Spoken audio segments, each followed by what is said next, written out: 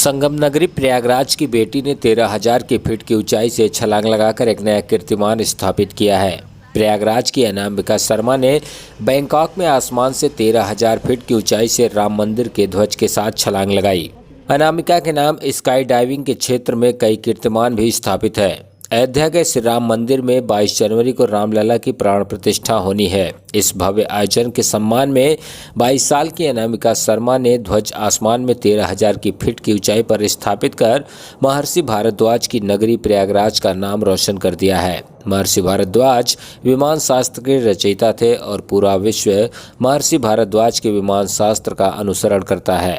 अनामिका ने थाईलैंड में सनातनी और धार्मिक श्री राम का ध्वज आकाश में फहराया। इसके चलते थाईलैंड के नागरिक भी उत्साहित हुए, क्योंकि थाईलैंड हनुमान जी को अपना रक्षक मानता है। कहाँ से की थी, कितनी ऊंचाई से की थी और क्या उद्देश्य था इसका?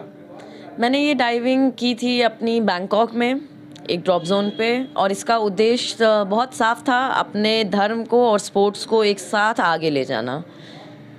आपने किसकी फोटो साथ में ली हुई थी जब आपने डाइविंग लगाया था और क्या सोचा था उस टाइम? मैंने राम मंदिर का फ्लैग के साथ जंप किया था, और मैंने यही सोचा था कि अगर हमेशा मन में भगवान का नाम होता है और हम भगवान के आशीर्वाद से ही इतना ऊपर गए हैं, तो क्यों नहीं उनका ध्वज फहराया जाए।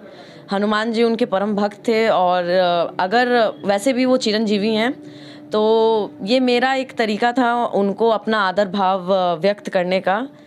सबसे बड़े भक्त भी हनुमान जी हैं, और हनुमान जी को भी एक स्काई डाइवर माना जाता है, क्योंकि वो उस वक्त पे हवा में उड़ के अपने भगवान श्री राम के लिए हर चीज़ किए, संजीवनी बूटी भी उठाए। तो इसी चीज़ से प्रेरित होते हुए कलयुग में मैंने सोचा कि क्यों नहीं उसको दोबारा किया जाए। तो राम मंदिर जो बन रहा है उसी के लिए खुशी में आपने ये किया है? जी बिल्कुल। क्या क्या सोच के किया? मुझे लगा कि हमारा यूथ जो है इससे काफ़ी ज़्यादा इंस्पायर्ड हो सकता है, बाकी लोग जो स्पोर्ट्स में आना चाहते हैं वो भी इंस्पायर्ड हो सकते हैं, और हमारे देश के लिए बहुत गर्व की बात होगी। और इतना भव्य आयोजन हो रहा है राम जी के स्वागत के लिए, तो ये मेरा कंट्रीब्यूशन था एक बहुत छोटा सा, जो मैं अपने लेवल पे कर सकती थी। अपने अंदाज में मतलब आप? जी जी।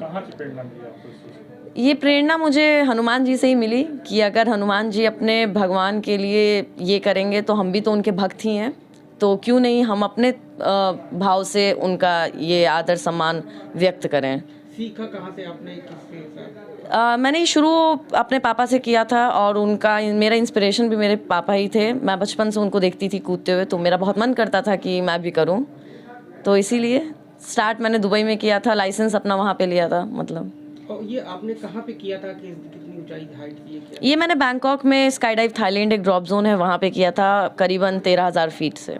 वहाँ के लोगों ने इस बारे में जाना होगा तो किस तरह का रिएक्शन? वो इस बारे में और जानना चाहते थे, क्योंकि सनातन धर्म वैसे वहाँ पे प्रचलित है, बल्कि वो एक बुद्धिस्ट कंट्री है। वो लोग भगवान को काफ़ी जानते हैं हमारे, तब भी वो हनुमान जी को जानते हैं, गणेश जी को जानते हैं, विष्णु भगवान को जानते हैं। उनके एयरपोर्ट पे भी विष्णु भगवान का बहुत ही बड़ा मूर्ति है, वो समुद्र मंथन डिपिक्ट करते हुए, तो सबका काफ़ी पॉजिटिव रिएक्शन था। बैंकॉक आपने क्यों चुना, इंडिया में क्यों नहीं बताया? इंडिया में है नहीं ड्रॉप जोन्स, और कुछ भी सस्ता नहीं है, ये स्पोर्ट काफ़ी महंगा है, तो इसीलिए मेरे को बैंकॉक चुनना पड़ा। वरना मैं हमेशा चाहूँगी कि मैं अपने देश में ही ये कर सकूँ।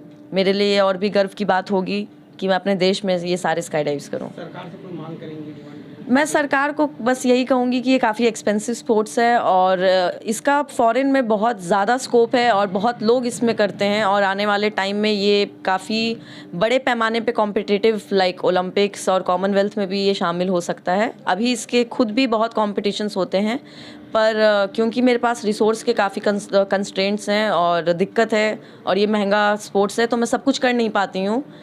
तो अगर सरकार इसमें कोई भी मदद कर पाएगी तो मुझे काफ़ी इसमें फ़ायदा, और मतलब कि हेल्प हो जाएगी एक्चुअली। दूसरों को भी फायदा? दूसरों को ज़्यादा फ़ायदा होगा, मुझे बस जो मेरे मन में है कि मैं अपने देश के लिए कर सकूं, उसके लिए मुझे थोड़ी मदद मिलेगी। आपका नाम? अनामिका शर्मा। रोशन किया है, तो कितना गर्व महसूस कर रहे हैं, कितनी खुशी हो रही है, क्या कहेंगे इस अचीवमेंट के लिए? बहुत गर्व महसूस कर रहा हूं मैं, और पूरे देश को इस पे गर्व होना चाहिए, क्योंकि ये पूरे देश के लिए गर्व का विषय है। भगवान राम अपने भव्य मंदिर में 22 तारीख को विराजमान हो रहे हैं, और ये त्रेता युग की बात है। जब आप देखेंगे तो गिद्धराज जटायु, पुष्पक विमान और भगवान हनुमान, ये तीनों विमान शास्त्र से जुड़े हुए हैं, और ये तीनों भगवान राम के अति परम आदरणीय भक्त भी थे। तो हम लोगों ने इसी चीज़ को एक संपर्क मानते हुए पुष्पक रूपी विमान से श्री राम जी का ध्वज को लेके मेरी बेटी ने इसको आसमान में 13,000 फीट पे फहराया और भगवान राम के प्रति अपना सादर, अपना आदर और अपना भाव व्यक्त किया।